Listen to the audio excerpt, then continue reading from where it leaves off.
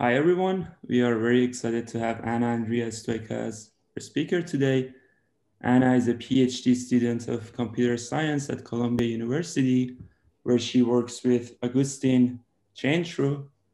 Ana's research focuses on algorithmic fairness and social networks, and she's particularly interested in studying the effects of algorithms on people's access to information and opportunities.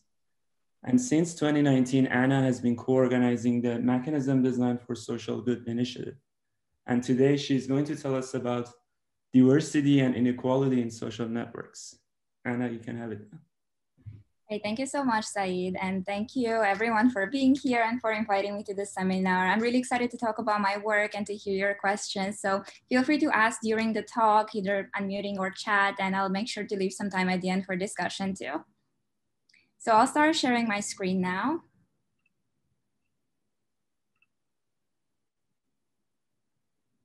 All right, so today I wanted to talk about diversity and inequality in social networks, like Saeed said. And the main question I wanted to tackle is, what is the role of social networks in creating and perpetuating inequality? So to answer this, I'll discuss two projects that I've been working on recently, one on the social influence maximization problem and another one on recommendation algorithms that I'll briefly touch on. So the problem setup that we're working on here is that you have a bias graph in which you have different communities of people connecting to each other, and that may represent demographics or interest groups. And there's some inequality between the way they connect to each other. And when you deploy an algorithm on such networks, you might end up with a biased outcome. And the very question of what is a biased outcome depends on the application that we're working on here. So if you have social influence maximization in which you're trying to diffuse information, we might look at a pattern where people are left out of the loop in receiving this information, whether it's individually or at a group level. If you're looking at recommendation algorithms that recommend connections, then we could look at, again, a pattern of, do people receive better or fewer recommendations than others?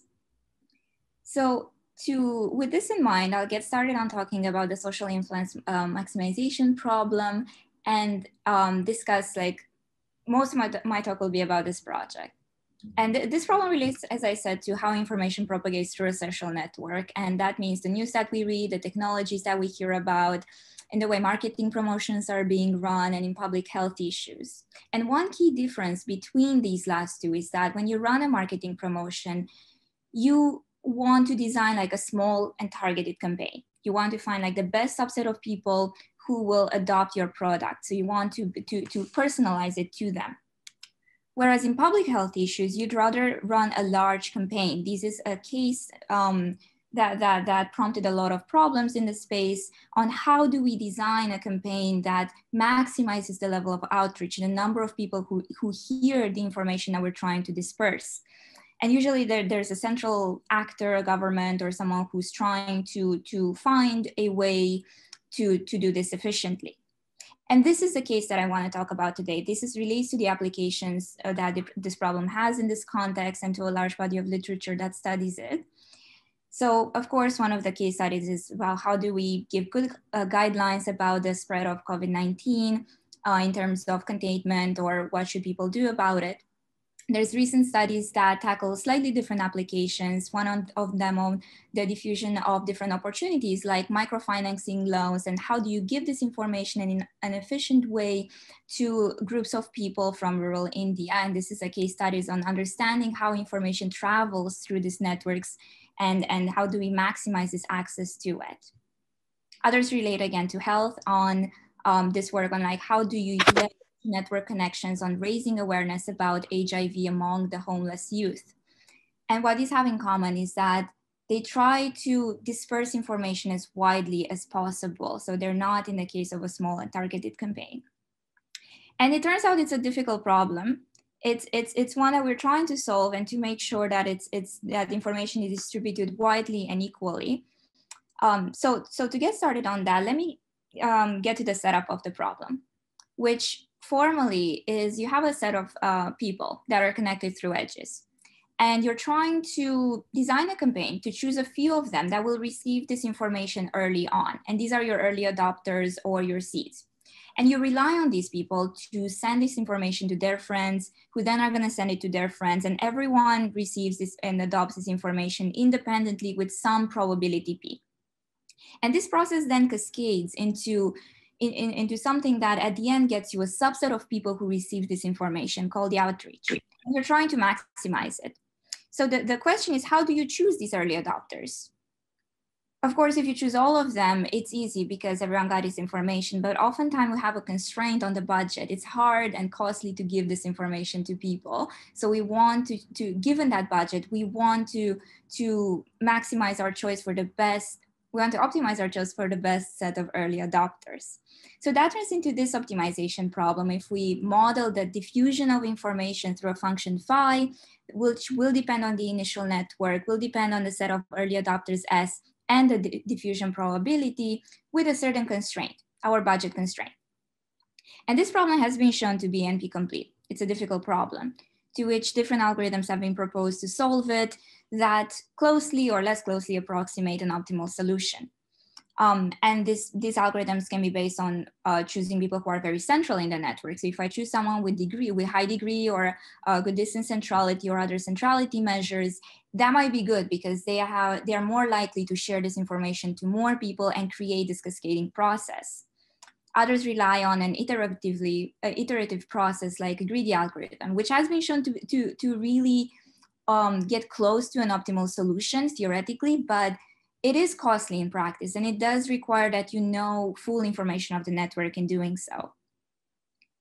Beyond that, a recent question has started to be asked is, what happens if you have different communities? Here I'm portraying that in a subset of people who are blue and a subset who are red. And that can mean, again, demographics, or it can mean interest groups or other affiliations. And recent works show that if you are biased in these centrality measures, if there is some network inequality that you're working with, that will get reproduced in this process as well.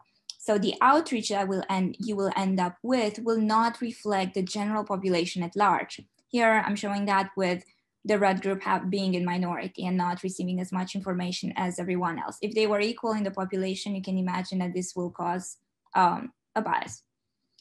So with that in mind, recent works try to tackle that, and they try to tackle it by imposing a parity constraint in the optimization function that often looks at the greedy algorithms.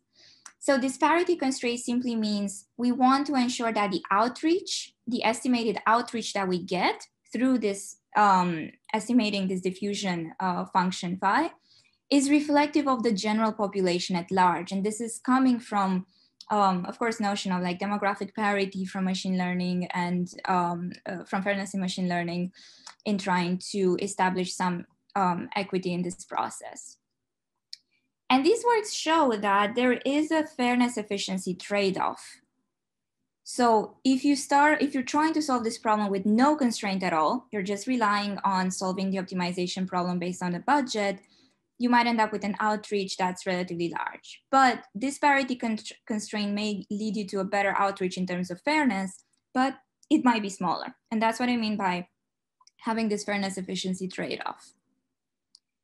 So here we take this different approach. This is an issue also because we're not working in a supervised case. Here we don't, like, it's not a problem that can be easily represented to overcome these issues through other methods other than this. But in this approach, we're working with these partially known networks with centrality measures such as the number of connections.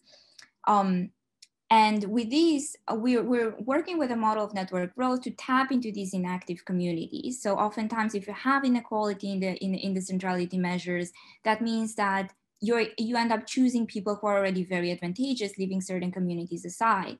And that means that those communities never hear this information. So not only they're being left out of the loop, which makes it like less efficient in general. And this work focuses on showing that there are cases where you can have more equity and increase efficiency at the same time in the outreach. So to get on how do we do that? So this project is from last year with our collaborator, Jesse Shinihan, and my advisor, Augustine. And the vision here is that, yes, the bias is the sign of inefficiency of the system, that you left this community outside. And the idea is to try to tap into these inactivated communities early, in the early adopter set, in the campaign that we're running. And that will lead us to different possible views on how to do this. We can compare this to a baseline algorithm when you do seeding agnostically. You ignore labels, you have a traditional algorithm, and you assume that that already takes into account the network structure. And this is what we were looking at before with greedy degree algorithm and so on. If you're trying to add a diversity condition in the early adopter set, that means you're aware of the labels and of the community affiliation. So trying to ensure statistical parity in the campaign itself, in the early adopter set, and that might mean that we're choosing like less connected people in terms of degree or other measures as well. So that turns into a slightly different optimization problem that for which we use a model of network growth to really understand what's the intuition for which this may be a good idea for both in practice and in theory.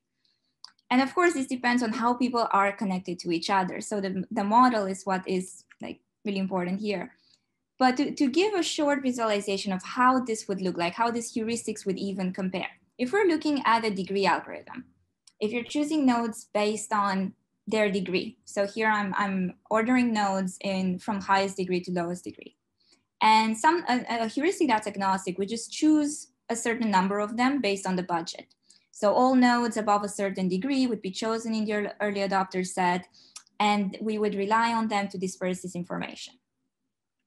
If we're trying to achieve some parity condition in your early adopter set, and let's call this parity seeding, that means that we have to choose more of a minority group, in here is portrayed through the red nodes, and choose fewer of the majority groups in order to achieve this balance. So the threshold for what degree do you need to be in the early adopter set is lower for the red and higher for the blue. And this is because the condition is that you have to keep the same budget, you have this constraint. And we're also proposing something in the middle that is a relaxed version of parity seeding. And let's call it diversity seeding, which simply means the thresholds are closer to the original one that we discussed. So you don't have this strict parity condition for the early adopter set as you have in parity. So to really understand like why this would make sense and the intuition behind it, I want to talk about the model that we're using for bias networks. And of course, it depends on how people are connected to each other. The model that we're working with here, it's a bias preferential attachment model that has the following ingredients. And it has a majority and a minority group. So let's assume blue is majority. It has this rich get richer effect, which we often see in online networks that creates this power law degree distribution in the graph, and which the network grows and at each step in time, you have a new node that comes in and connects to a number of nodes with probability proportional to their degree. So that is preferential attachment as well. So the last part is homophily. If people have different labels, then connection is accepted with a certain probability. And this models the tendency of people to connect more with those who are similar to them, which we also see in a variety of networks, whether that is about their demographic information, interest, affiliations, or affinity groups, and so on. And what is super interesting about this model is that not only you have a degree distribution that is very skewed, you have a power law degree distribution with it, but you actually get some inequality between the two communities as well. And all these three conditions are necessary in order to show that that the degree distribution has actually two power law distributions with two different coefficients, one for the red nodes and one for the blue nodes. So here is just the number of nodes with degree at least K. And this means that the degree distribution has a power law with a certain coefficient that can be analytically computed in this model. So what we get with this model is that given the fact that people connect more with those who are similar to them, adding more in the early adopter set gets you to tap into those inactive communities. And we have a set of, the set of theoretical results basically claim that Well, if you do try to be more diverse, both diversity seating and parity would lead you to fair outreach for the same budget, which is intuitive because that's how we designed them to be. And that's what the models would also tell us intuitively. We added more of the minority nodes in the early adopter set, and we know they connect more with each other. So we added this group of inactive community in the outreach automatically. The second claim that's less intuitive is that both of these heuristics can outperform agnostic seating in outreach as well. They don't have to have this trade-off. And it happens when you have a large enough campaign that depends on an analytical condition for the size of the seed set that you need, the size of your early adopters or your campaign. And we can compute that from the model itself. But basically what you get is that if you have a small campaign, you will get a small trade-off. Agnostic seating will perform the best. It will not be as fair, but it will get you the most nodes. And the trade-off is not really large, as I'm gonna show you in a little bit, but it's there. If you have a large campaign, that's when parity seating can do better than agnostic. You can be strictly fair, but that means you need a large number of or like a large budget for the set of early adopters. And when you have something in the middle, that's when diversity seating is helpful because it does better than agnostic seating in the outreach, and you need a smaller budget. So I want to show you an illustration of what this means with these three algorithms in mind, which is the following. Sorry, let me stop there and ask if there are any questions so far. No? Okay, great. So in this theoretical analysis, this graph shows the following. On the x-axis, this is a simulation of a variety of networks. And all these networks follow the data set that we are also working with. So it's about 53,000 nodes with 2 communities and a homophily parameter. And on the x-axis, we're simulating how unequal this network is. So it's the minority fraction. For 0.10, you have 10% red nodes, 90% blue. For 0.45, you get to more equal networks where you have 45% red, 55% blue. And on the y-axis, we're choosing the seed set size, the size of the campaign. How many nodes do you have in this early adopter set? And we're simulating this process over a number of runs to get a certain outreach. And the colored points are colored by when an algorithm performs better compared to the agnostic one. So the orange region you see, that is the region of parameters for which an agnostic algorithms would perform the best in terms of outreach. And you would notice that diversity always does better than parity because it's a relaxed version of it. You can always get more nodes in your outreach if you are relaxed with the fairness condition. At some point, when the seed set is large enough or the network gets more equal, we transition into a different region, in the blue region, where diversity seating starts to perform better in terms of the outreach. It gets you more nodes in the outreach. And you can see that the boundary of this phase transition is monotonically decreasing. So as networks get more equal, you need fewer and fewer seeds in your early adopter set in order to be more efficient and fair at the same time. At some point, when the seed set size is large enough, you transition into the purple region, which is when parity seating also does better than agnostic. So you can be strictly fair and more efficient at the same time. But the difference is that the boundary here does not follow the same monotonical trend. So when you get to more equal networks, you would expect it's easier to be fair, but it's actually harder to be strictly fair. And that is because when you have more equal networks, the minority group has already some high degrees, and those are already included in the early adopter set. You already tapped into that community. It's harder to get it to a very strictly fair condition. But that's where diversity does better in that way because it still gets you to fair results, but with a lower budget. So let me give you a sense of how this looks like in terms of how does this compare to the data that we used. We use this data. Yes. Yeah, sorry, I was trying, I got muted. Just wondering, when you say strictly fair, you mean better than the agnostic? Oh, I mean, there is like a strict parity condition on the early adopter set. So we want to get like proportional representation as the constraint we mentioned for being strictly fair that we defined before. So strictly fair would mean you get this condition here.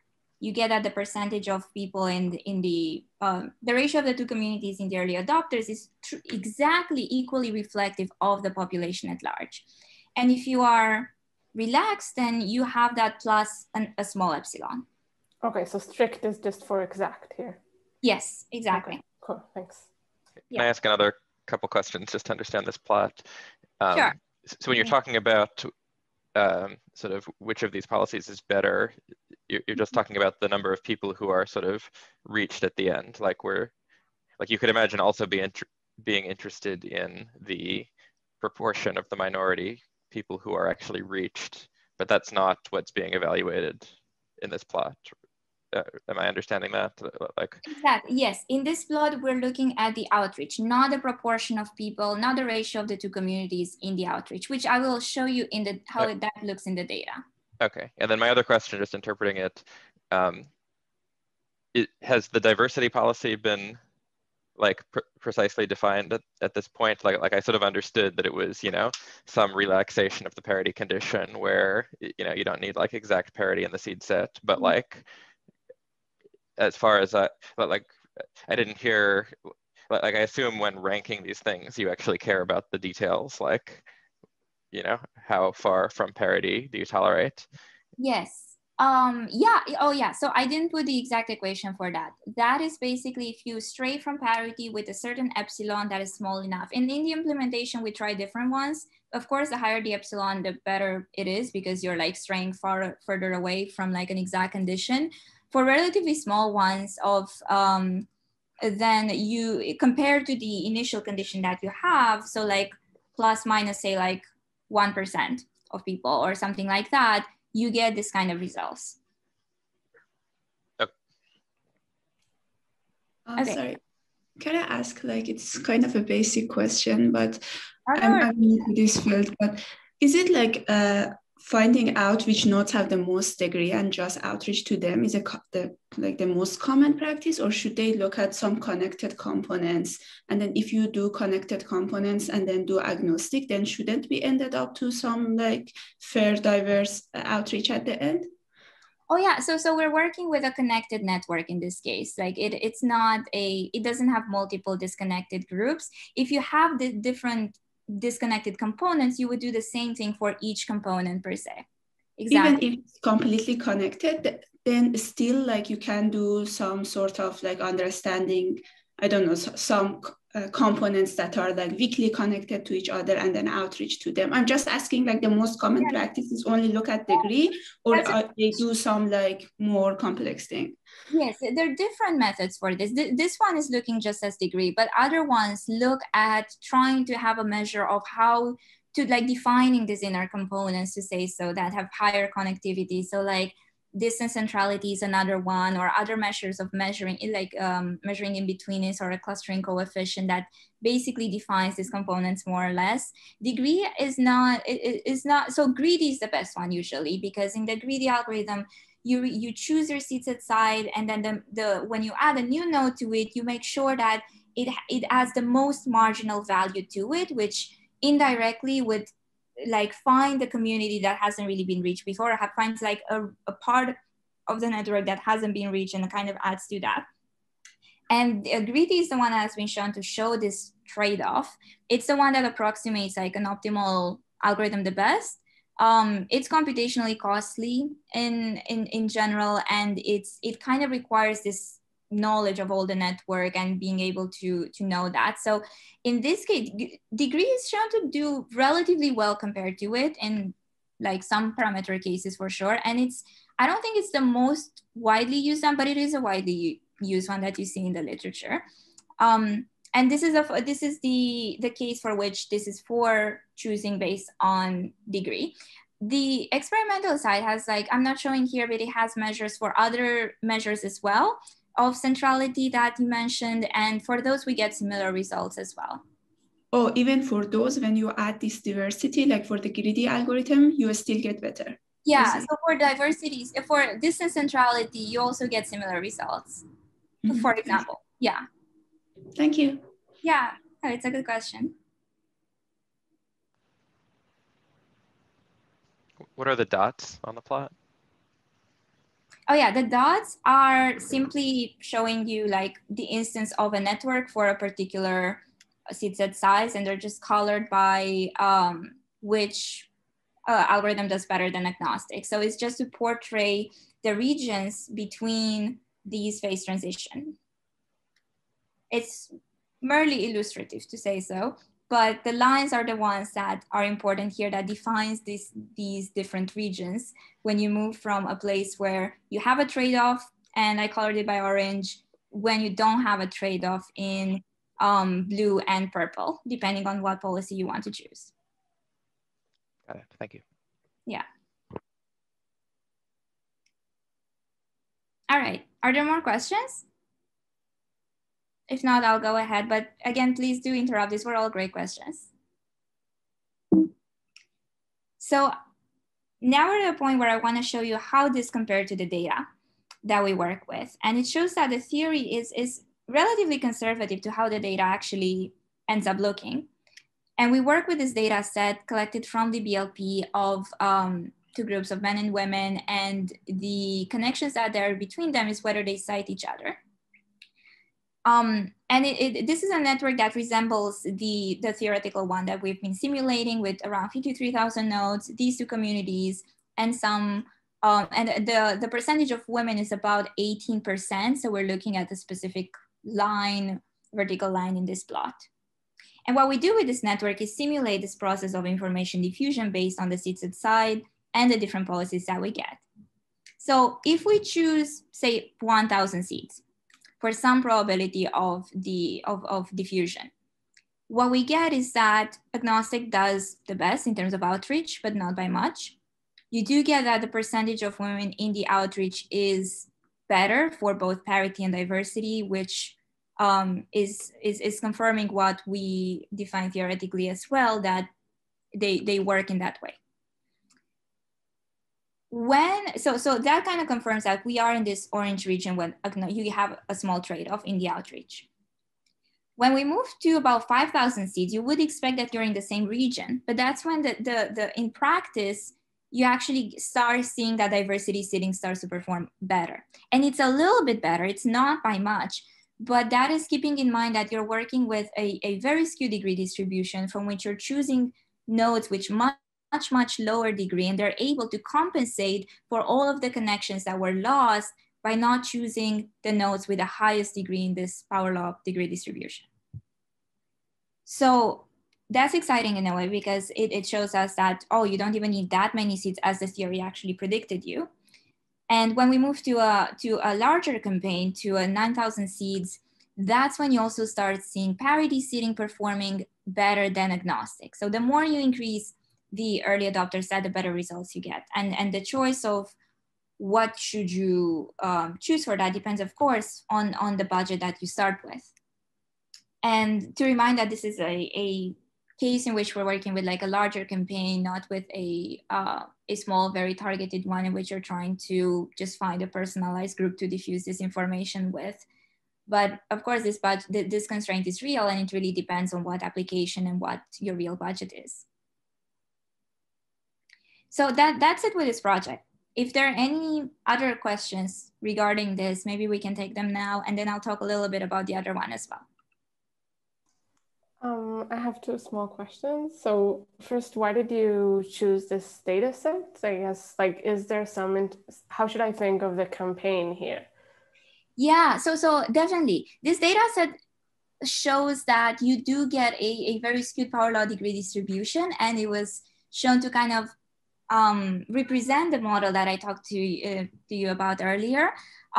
If you think about what would you diffuse in such a data set of computer scientists, I could think of different opportunities like listserv use for different jobs, or word of mouth use for different opportunities, conference deadlines, jobs, postdocs for those coming up on the job market, and things like that matter in that way. So what the kind of information, of course, depends on the data set that you're using. We have different results that show a similar trend for a larger data set of about 500,000 people of Instagram, for which, of course, you don't really see that much like large spread of information on Instagram. You see a lot of targeted ads, but that's not necessarily the case for all such social media. Like, of course, Facebook is one that you see for which diffusion of information is really important. And you do see a lot of governmental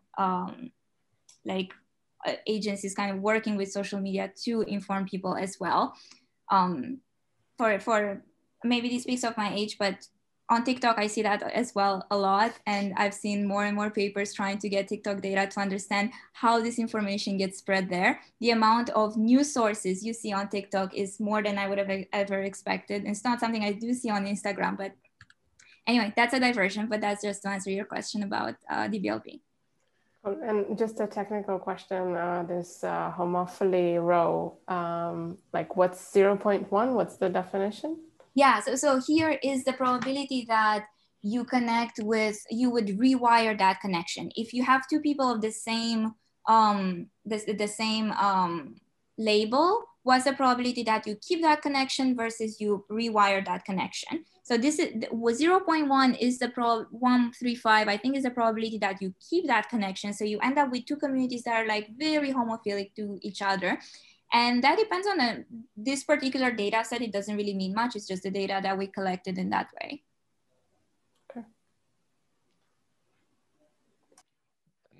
Yeah, maybe I have one question before we go on, which is just, do you have any intuition for sort of what's going on here? Like, why are we observing this phenomena? And I have one guess, but what's your guess?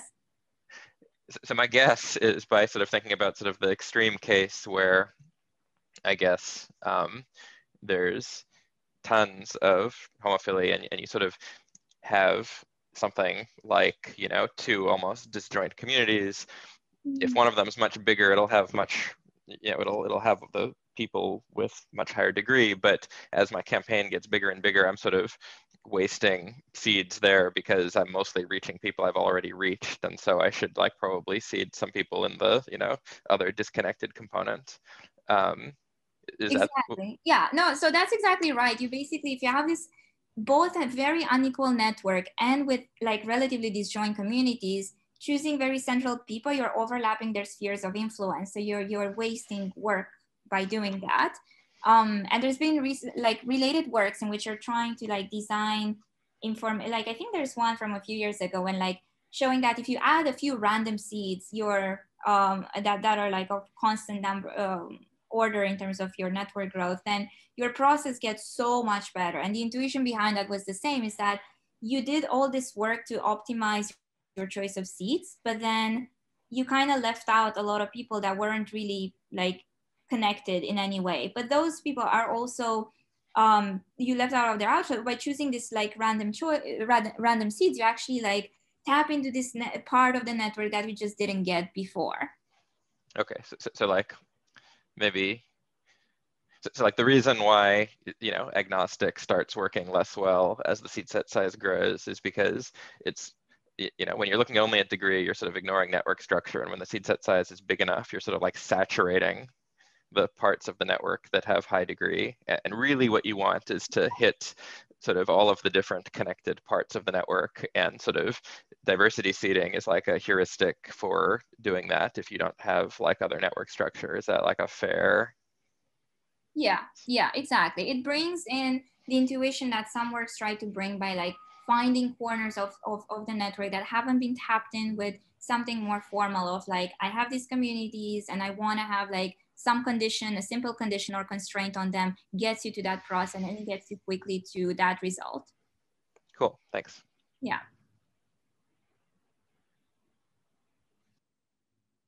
All right, so I mentioned Instagram dataset, which is important for the next project, which I won't go too much in detail in, but I think we have another 10 minutes that I'll discuss this. So this project relates more to recommendation algorithms and also to like inequality in networks and what's the role of recommendation.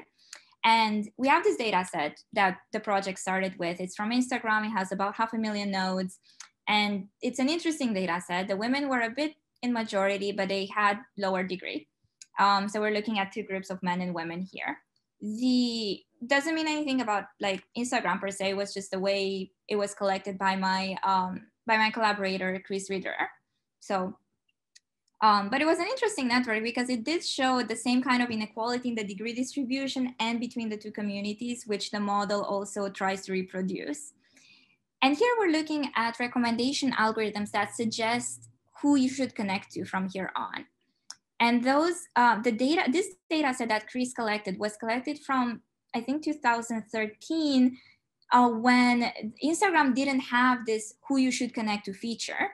So the connections that you have on Instagram from this data set are like in a sense, the organic connections that people make with each other from like knowing each other, finding each other in a way that doesn't have an algorithm overimposed on them.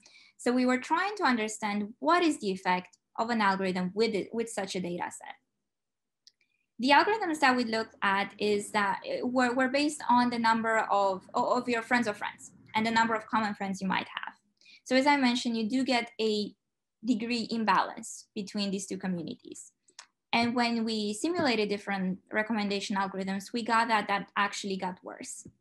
So if you look at people who are liked, this graph is created through interactions. If you liked or commented on a photo, you get an edge. And this show that if you are in like, I think this is top 5% of people who have at least 10 connections, they were mostly men. Doesn't really mean anything. It's just the data set itself that shows that, well, the women were in majority, but you get some degree imbalance especially at the very top. And when simulating recommendation algorithms, here is for like an algorithm that's based on a random walk of length 2, you get that the people who got recommended at least 10 times after these recommendations, the difference increased. So in these recommendations, we assume everyone takes the recommendation with some probability.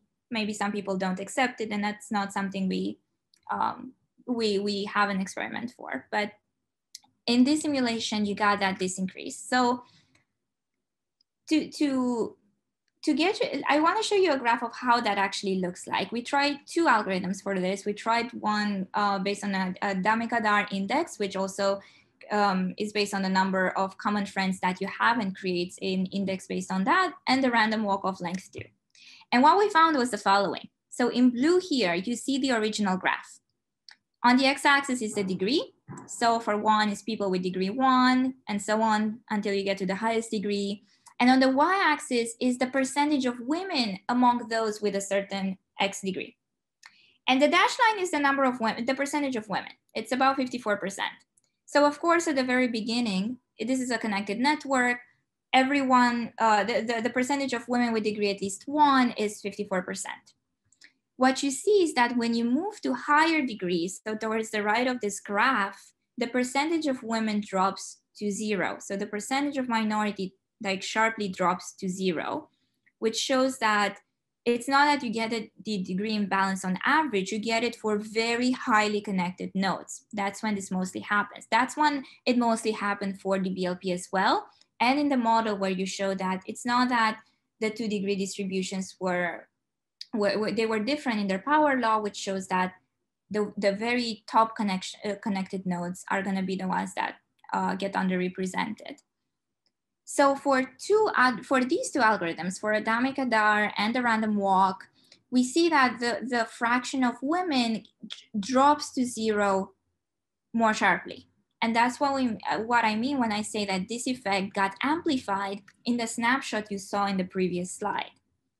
The bubbles that you see here is just the percentage of the population that you see represented at that very point. So in the beginning, it's everyone, and then the percentage drops off, of course, so the bubbles get smaller. So what this shows that prompted this theoretical analysis through a model of biased graphs was this effect that somehow things got worse. Why did they get worse, and what's some intuition behind that? And the model that tries to explain that, it's basically the same model that we used before, in which we think that this is an organic growth of the network, and you have new nodes coming in, either connect randomly or through preferential attachment and homophily. And you get what we got before, the 2-degree distributions that are different. And to that, we compare a model in which you add sometimes this recommendation, an existing node would connect through a random walk of length 2. And we were interested in how do these models compare? What changes when you add this recommendation? In the organic growth one, we saw that you get the 2 communities that follow 2 different power law degree distributions with 2 different coefficients. And you get the same thing in recommendation as well.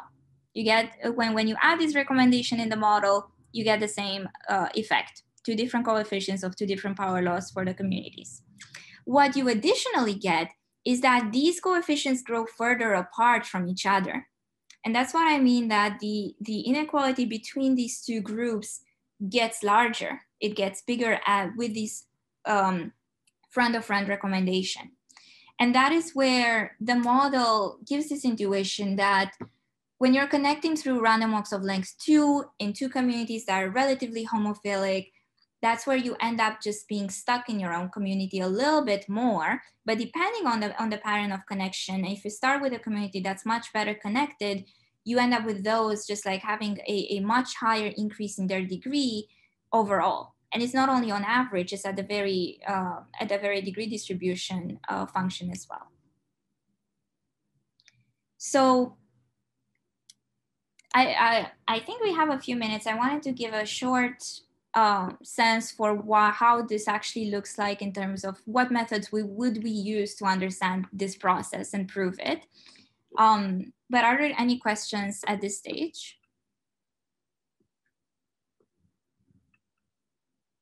If not, I'll just go with this and we'll have a few minutes at the end for questions too.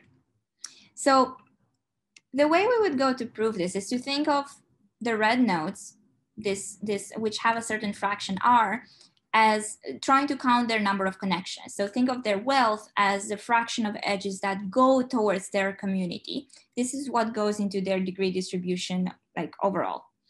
And if we define this function, then as the rate of growth of their wealth through a function alpha, through a parameter alpha, then this actually converges when the network grows asymptotically.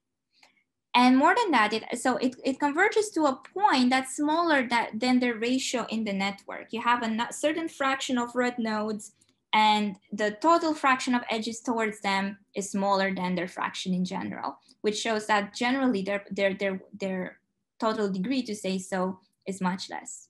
And that effect gets worse when you add recommendation. You end up with the fraction of edges towards the red community converging to even a smaller constant with these random walk recommendations. So to get a sense of what matters in this model, what are these elements that matter in creating this effect, is that we can use an evolution equation to know when a node of degree k gets a new link. So it gets randomly or through preferential attachment, for example.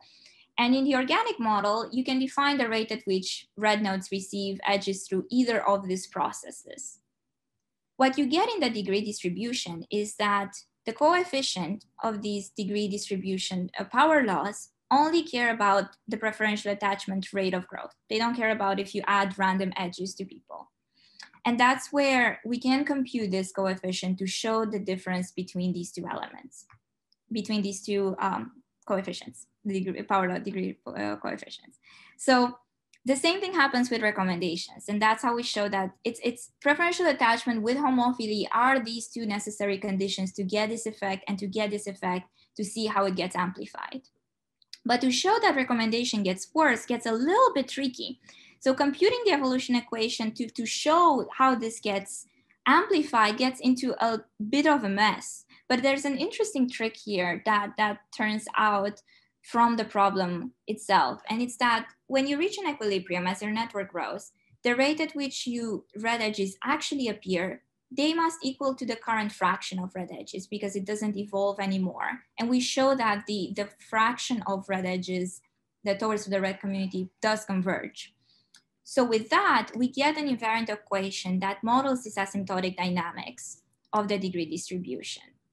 And through that, we get that the fact that the organic model shows a fraction of red edges that is higher, that's when you get that this effect gets amplified between these two communities. So that's for the red nodes, and you get a similar thing for the blue.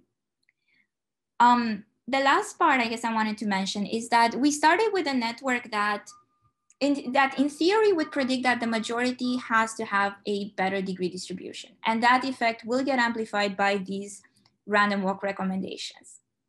What happens in the data set was that we started with a minority that has a degree advantage and some homophily, but that shows that this recommendation is not creating this inequality for the majority. It's not giving an advantage for the majority, but it's merely like amplifying what you see in the data itself. So in this network parameters with these two communities, they're like relatively equal, just a little bit unequal, with a minority that's better connected. That's it. We can show that that is a parameter, that's parameter regime in which this effect will get amplified for the minority community. So I'm gonna stop there. I know we got into a lot of details at the end, but if the main takeaway is that we want to design these algorithms that are seemingly neutral and may reinforce some inequality. And taking into account the network structure and the community affiliation gets us to some points where we can understand why a trade-off comes into play when we try to be more fair and more efficient, and how can we overcome it in certain cases, and what the network structure can tell us about an intuition of how to do that. So that's all I had for now, but I'm happy to discuss more, take questions, and yeah, that's it. Thank you.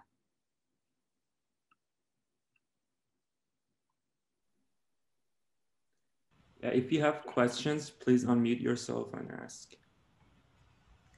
Hi, Anna. Excellent talk. Tina here.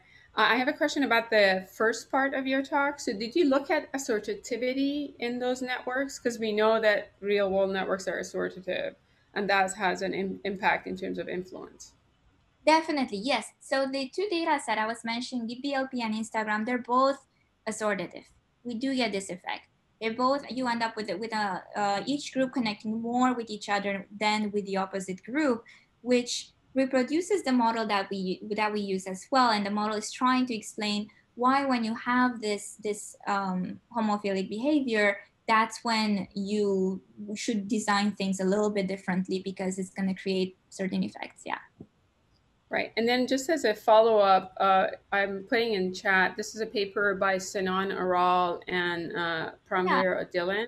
I don't know if you know about this work, but this notion that it's not just influence that you should model, you should also model susceptibility of the person who's receiving it. Yeah, yes, that's not something we model here. And I'm really interested in that, and I'm really interested also in empirical work that tries to understand how do we model that, what makes people susceptible, how can we design some or model some heterogeneous way in which we understand people's sense of connection, what makes them take that connection or not. Yeah. Right. So in that work, they show that if you ignore assortativity and this joint distribution of influence and susceptibility, then you're going to underestimate the influence propagation. Yeah. So to look at that. And then the last thing as a follow-up for the first part of the talk is, oops, I forgot. But there was this, actually, there's a recent paper, I'll put it, if I remember it, I'll send it to you in an email. But there is a recent paper, since we were discussing in terms of how influence propagates, from Proceedings of the National Academy of Sciences, in terms of how information propagates if it's, for example, on Reddit, which is different than on Twitter or on Facebook. Oh, and the thing that I forgot was actually looking at how that piece of information flows through the network, since you mentioned COVID, right? So is it SIS, SIR, SIR, and so on and so forth? Yeah, definitely. Thank you for the paper. I haven't read it. I'm gonna look into it. It's brand new. So the second one, yeah. Excellent talk. Thank you so much, Tina.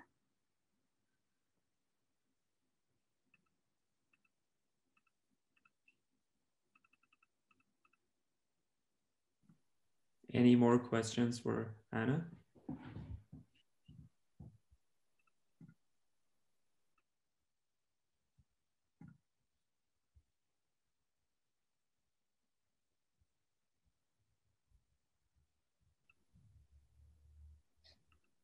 I saw some hands raised earlier, but if not, also feel free to contact me if you want to talk more about this work, or Empty Forestry. I'd be happy to talk about that as well. I haven't talked in this meeting, but a lot of you already know about it as well. So yeah.